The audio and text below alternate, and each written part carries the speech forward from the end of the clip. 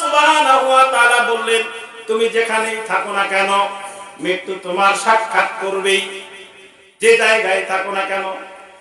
আল্লাহ সুবহানাহু ওয়া তাআলা বলেন, এমনকি সুদৃঢ় দুর্গের মধ্যে যদি তুমি আত্মগোপন করো সেখানেই তোমার মৃত্যু হবে। চ্যানেল ঝাড়ফুঁক চিকিৎসা, সকল রোগের শিফা, কোরআনের শিফা। সাবস্ক্রাইব করুন এবং পাশে থাকুন। ধন্যবাদ।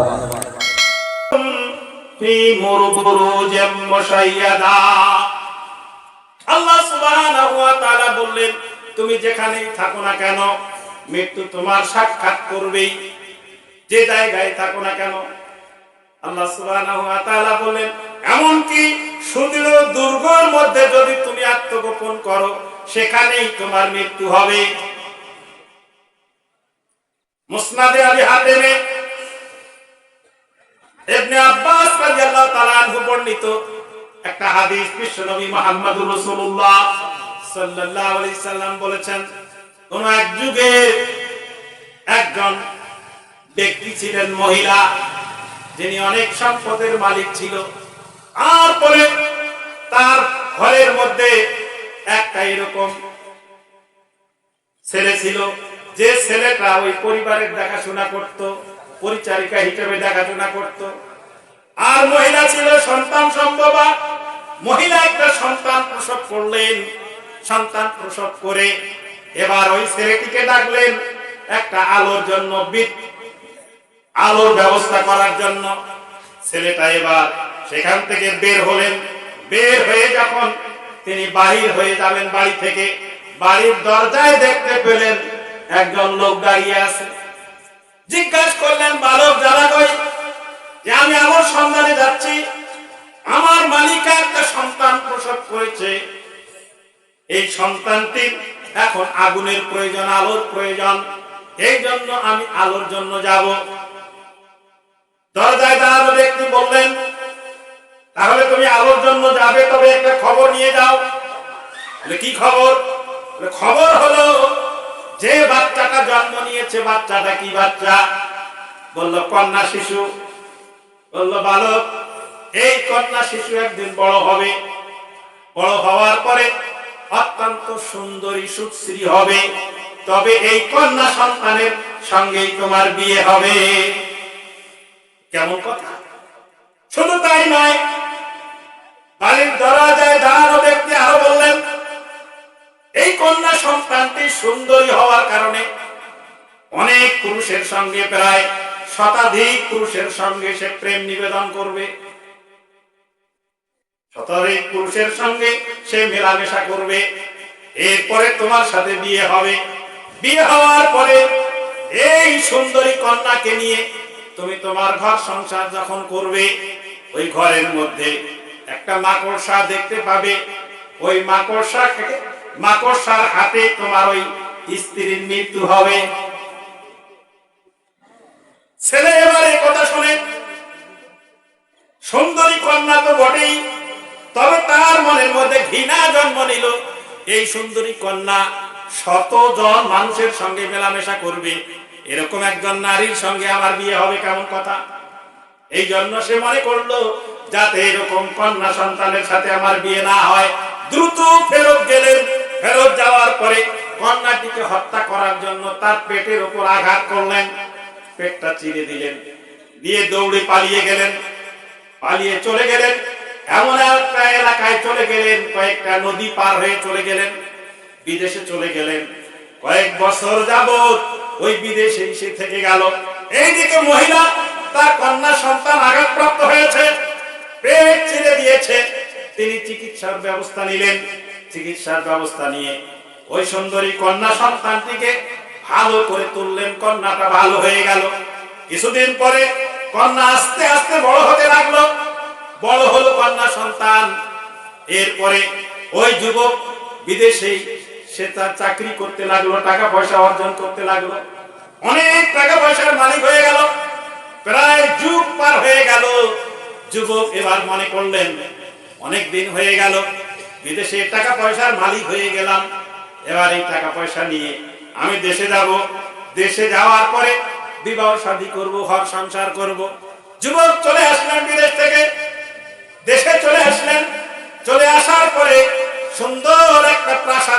করলেন, ওই প্রাসাদ নির্মাণ করে যুবক কি করলেন, এবার চিন্তা ভাবনা করলেন সুন্দর বাড়ি হলো, এখন সুন্দর একটা নারীর দরকার। কথা বলেন ঠিক কি? মানুষ তো বাড়ি গাড়ি করার পরে তারপরে ভাবে একটা সুন্দরী নারী হলে। যুবকের বাড়িতে একজন পরিচারিকা কাজ করত, বৃদ্ধা মহিলা। যুবক বৃদ্ধা মহিলাকে বললেন, আপনি আমার জন্য একটা সুন্দরী মেয়ের ব্যবস্থা করেন, আমি বিয়ে করব। এই বৃদ্ধা মহিলা সুন্দরী নারী খুঁজতে লাগলো, খুঁজতে খুঁজতে ওই নারীকে পেয়ে গেল, অত্যন্ত সুন্দরী নারী। তাকে প্রস্তাব দিলেন, সেও রাজি হয়ে গেল। রাজি হলে পরে উভয়ের সঙ্গে বিয়ে হয়ে গেল।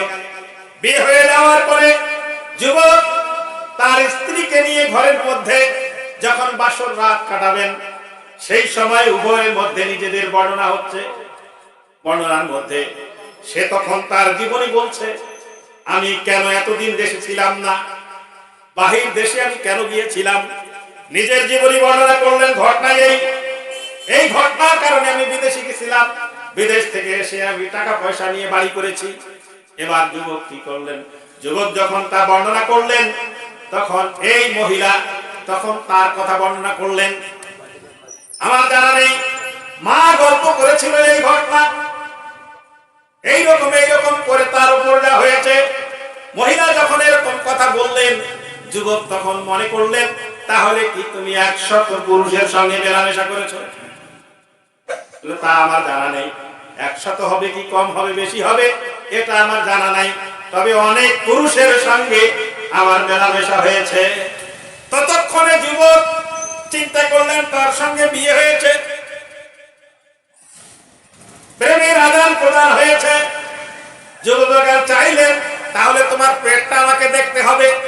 যুবক পেটটাও দেখতে পেলেন, পেট দেখলেন বটে, সেই পেটের দাগ রয়ে আছে, ঘা পালিয়ে গেছে, কিন্তু দাগটা তখনও তার আছে।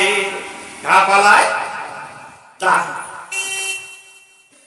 যুবক তখন বললেন, আজকে যে অবস্থা তোমার মনে হচ্ছে, তাহলে তো তোমার মৃত্যু হবে একটা মাকড়সার হাতে। কেমন কথা? তোমার আমি সুন্দরী নারী, সুন্দরী স্ত্রী, আর তোমার সাথে তোমার বাড়িতে থেকে একটা মাকড়সার হাতে মৃত্যু হবে, কেমনে হবে? তুমি তোমার আমাদের এই বাসর রুমটা, আমাদের এই ঘরটা এত সুন্দর করে বানায় দাও, এখানে যেন কোনো কালে কোনোদিনও মাকড়সা প্রবেশ না করে। কারণ বলা আছে মাকড়সার হাতে তার মৃত্যু। যুবক সুন্দর করে ঘরটা তৈরি করলেন। ঘর তৈরি করে এত সুন্দর করে তার সব জানালা দরজা বানালেন, কোন দিক থেকে যেন মাকড়সা প্রবেশ করতে না পারে। এরপরে একদিন স্বামী স্ত্রী দুইজনে শুয়ে আছেন ঘরের মধ্যে, দেখতে পেলেন ছাদের মধ্যে একটা মাকড়সা ঘুরতেছে। আশ্চর্য হলো, মাকড়সা কেমনে ঢুকলো, মাকড়সা কিভাবে ঢুকলো? তখন সে তার চাকর নৌকরদের ডাকলো, মহিলা নিজেও ডাকলেন, ডেকে চাকরকে ডেকে বললেন, ওই মাকড়সাকে ধরে নিয়ে আসো, মাকড়সার হাতে আমার নাকি মৃত্যু হবে, এই মাকড়সাকে আমি মেরে ফেলবো। এরপরে চাকর নৌকর মাকড়সাটাকে ধরে আনলেন, ধরে এসে মেজের মধ্যে ফেললেন। মহিলা এবার রাগান্বিত হয়ে, ক্ষিপ্ত হয়ে পায়ের বুড়ি আঙ্গুল মাকড়সার উপরে উঠে দিলেন। বুড়ি আঙ্গুলের চাপায় মাকড়সা পিষ্ট হয়ে গেল, কিন্তু মাকড়সার শরীরের মধ্যে যে একটা পানি ছিল, একটা রস ছিল, ওই রসটা বুড়ি আঙ্গুলের ডান দিকে বাম দিক থেকে বুড়ি আঙ্গুলের কিনির মধ্যে ঢুকে গেল। ঢুকে যাওয়ার কারণে বিষ ক্রিয়া তৈরি হয়ে গেল। বিষ ক্রিয়া তৈরির মাধ্যমে ওই সুন্দরী মহিলা মৃত্যুবরণ করলো।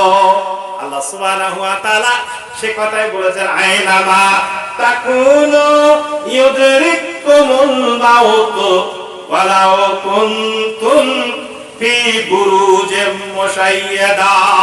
বলে আল্লাহু আকবার। তাহলে এই মহিলার মৃত্যু কার হাতে ছিল? কথা বলেন, কার হাতে ছিল? মহিলা কি বাঁচতে পারছে? বাঁচতে পারছে? বাঁচতে পারে। মুসনাদে আবি হাতেম আরেকটি ঘটনা বর্ণনা করেছেন। ইবনে আব্বাস রাদিয়াল্লাহু তাআলা আনহু, রাইসুল মুফাসসিরিন যাকে বলা হয়, বিশ্বনবী মুহাম্মদুর রাসূলুল্লাহ সাল্লাল্লাহু আলাইহি সাল্লাম বর্ণনা করলেন, বনি ইসরাইলের এক ব্যক্তি ছিল, যে ব্যক্তিটাকে সফল ব্যক্তি বলা হয়। এই সফল ব্যক্তি অনেক সম্পদের মালিক ছিল, একটি মাত্র সন্তান দেখে মৃত্যুবরণ করলো।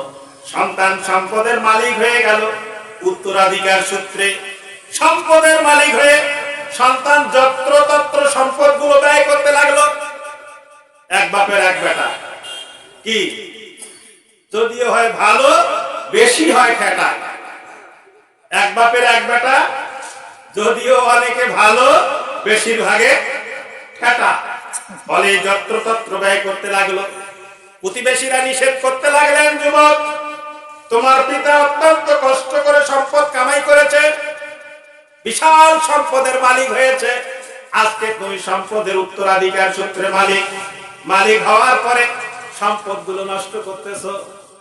এবার প্রতিবেশীর কথা শুনে যুবক মনে করলেন, এই জায়গায় আমি আর থাকবো না। যুবক কি করলেন? বললেন, আমি কোথাও গিয়ে বাড়ি করব। সেখানকার জমি জমা বিক্রি করলেন, বাস্তু ভিটা বিক্রি করলেন। বিক্রি করার পরে আইনায়ে জাজা নামক জায়গায় গিয়ে সেখানে একটা বাড়ি করলেন। আইনায়ে জাজা বলা হয় এমন একটা নদী, নদীর দুই পার্শ্বে, নদীর উপর দিয়ে একটা ব্রিজ আছে, ওই পথ দিয়েই মানুষ চলাচল করে। মনে করলো এই নদী